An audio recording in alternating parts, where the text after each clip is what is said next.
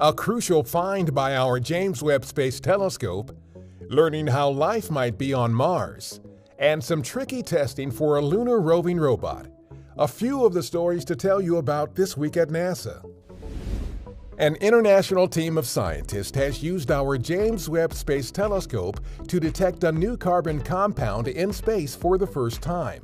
The molecule, known as methylcation, is important because it aids the formation of more complex carbon-based molecules.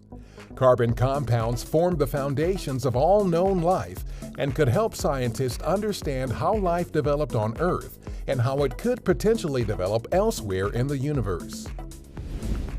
On June 25th, the first Crew Health and Performance Exploration Analog, or CHAPEA, simulated Mars surface mission got underway at our Johnson Space Center. 4 volunteer crew members will spend the 378-day mission in a 3D printed Mars habitat designed to simulate the challenges of a human mission to Mars. Learn more at nasa.gov/CHAPEA. A prototype of our Viper Moon rover successfully completed more rigorous testing at our Ames Research Center to evaluate the rover's ability to egress or drive down a ramp from the Astrobotic Griffin lander onto the lunar surface.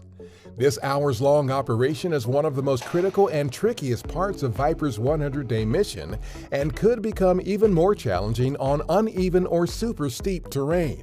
Viper is being built to search the Moon's south pole for water ice that could possibly sustain human exploration on future Artemis missions to the lunar surface.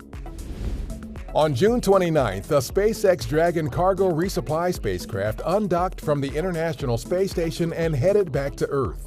The Dragon was loaded with over 3,600 pounds of supplies and NASA science experiments that will be examined by researchers on the ground. This was SpaceX's 28th commercial resupply services mission to the space station for NASA. That's what's up this week at NASA. For more on these and other stories, follow us on the web at nasa.gov/twan.